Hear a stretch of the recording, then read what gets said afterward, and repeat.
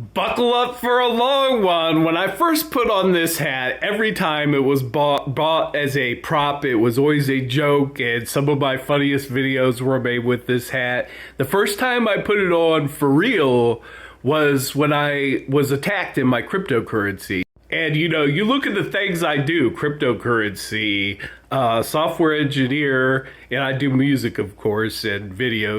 It was like Joe Biden is coming after me, attacking crypto, bringing a record number of H-1B visas into this country.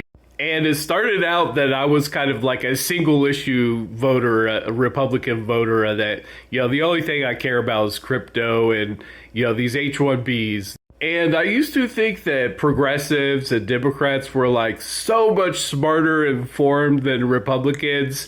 And the last thing I expected when I put on this hat was to become enlightened. But you know what? I've found a ton of issues that Democrats and progressives are completely uneducated on. Obviously, there's crypto that Democrats will say, oh, it's just a scam. But at the same time, it's the most important thing that we have to weaponize every agency of government. And also, BlackRock is buying it. Every mutual fund is rushing to have Bitcoin in their mutual fund. But what I've seen is it's more than that. Democrats really don't understand a lot of concepts of capitalism, like supply and demand. When Joe Biden went to India and invited all Indian students to come study in the United States, like that is mathematically going to increase college tuitions. End of story. I mean, it's math. It's basic math. And then I realized Democrats have no idea what's happening with this H-1B visa program, or like the nature of Hinduism and the caste system and, Indo-Aryan supremacy. You look at how China got the designs of our fighter jets through this exact same mechanism, but somehow India's different. Like, it's almost like they actually buy into this thing that Indo-Aryans are superior. Like, nothing bad can ever happen, no matter how many infinity people you bring in with this kind of Hindu extremism beliefs. But also with the border crisis, I was pretty shocked when I was still a Democrat at this time, watching the border hearing and finding out that it was like 500,000, unknown gotaways or something like that. Kind of blew my mind and made me realize that this is actually a serious issue here.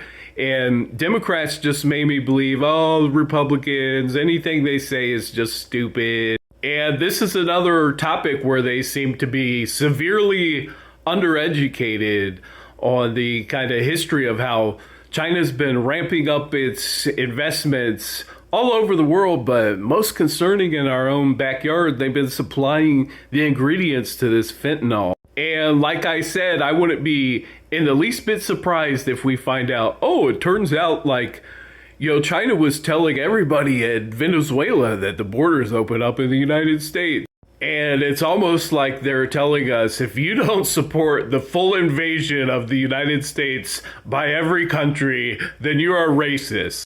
And look what I taught you about Hinduism. This is like the thing you're against, discrimination as a religion. So you know what? The experience of putting this hat on has actually been really educational, to my surprise. And I went from being a 1-2 issue Republican voter. Now I'm at least a 3-issue voter. And what kind of message is this all sending to our adversaries? First, they see January 6th, where just some people off the street infiltrated the Capitol. Trump's still not in jail. It's something Joe Biden, I don't think he's done nearly enough on to get back and clear out this constitutional crisis. And then, next they see the border surge, and it's like, hey, if you invade America and disrespect their border laws, you just get a free hotel room, you get legal status, health insurance that even American citizens don't get.